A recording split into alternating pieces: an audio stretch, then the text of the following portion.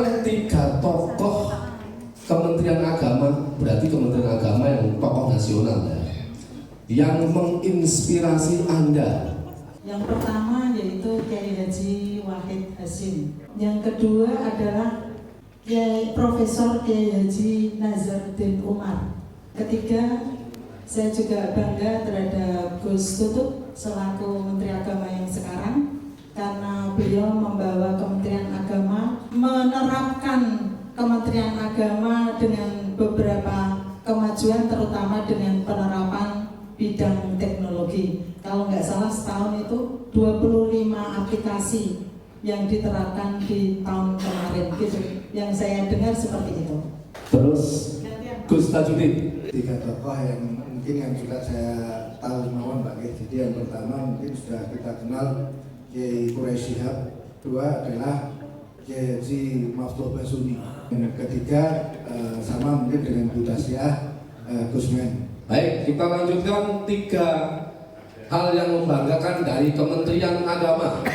Menurut saya terkait dengan apa yang saya banggakan terkait dengan Kementerian Agama, yang saya tahu orang-orang yang berada di Kementerian Agama, terutama yang istilahnya dulu pejabat, sekarang pun tidak pejabat seandainya, itu ternyata di masyarakat masih berkecimpung di dalam kegiatan kemasyarakatan dan masih dibutuhkan sekali peran serta beliau di masyarakat. Berarti beliau betul-betul tokoh yang tidak hanya di dalam Kementerian Agama sendiri, tetapi juga tokoh masyarakat yang diidolakan. Yang kedua, di dalam Kementerian Agama ternyata gudangnya para tokoh, gudangnya para orang-orang hebat. Mau menunjuk kebutuhan kita apa saja, itu siapapun saya kira siap. Terus yang ketiga, rasa kekeluargaan yang ada, yang saya rasakan termasuk di lingkungan Kementerian Agama bersama dengan teman-teman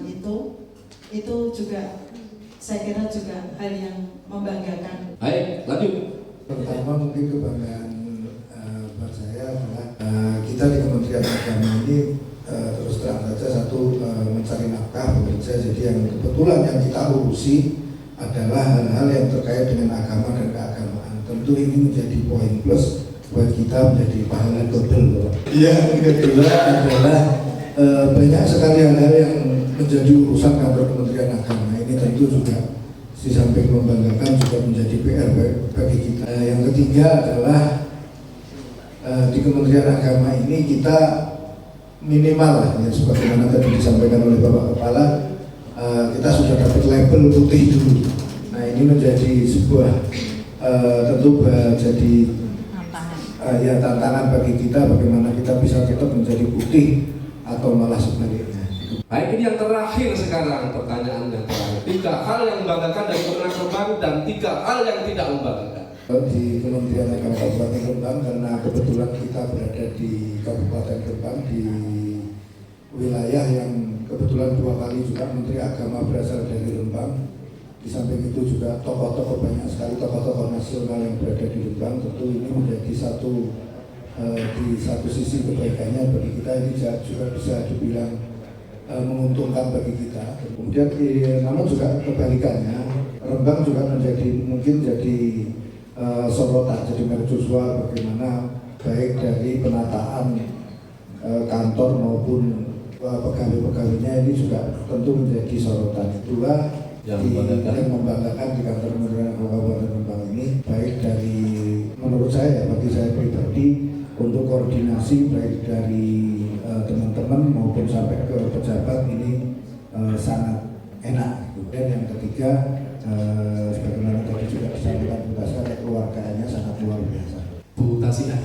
Terkait dengan hal-hal yang membanggakan di Kementerian Agama, yang pertama adalah kebijakan pimpinan terkait dengan adanya pengajian tafsir di hari Senin dan pembinaan yang dilakukan. Itu menurut saya sangat bagus sekali. Terus yang kedua yang membanggakan adalah kebijakan juga terkait dengan zakat yang 2,5% yang rutin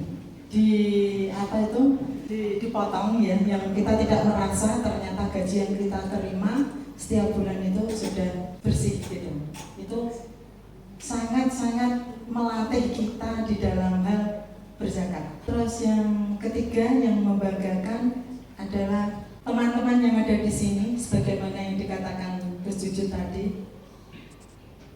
pejabat dan juga yang lain itu sepertinya saudara kita ya.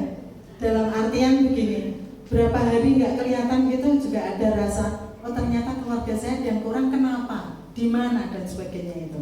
Cuma menjadi kekurangannya karena ternyata kita kadang-kadang karena kesibukan kita pula kurang memperhatikan teman-teman kita yang mungkin sakit beberapa lama, ya.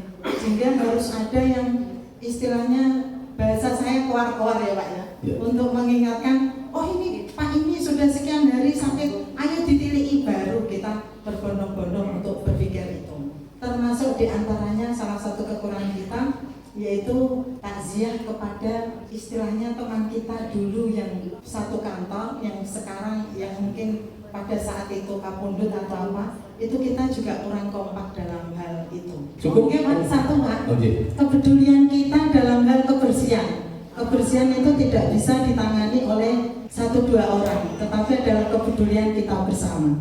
Terima kasih Bu Tasya, tepuk tangan yang meriah untuk beliau, 3 orang yang hari ini sudah mencurahkan pendapatnya, memberikan pandangan-pandangan, pikiran-pikiran terkait beberapa hal yang tadi kita pertanyakan.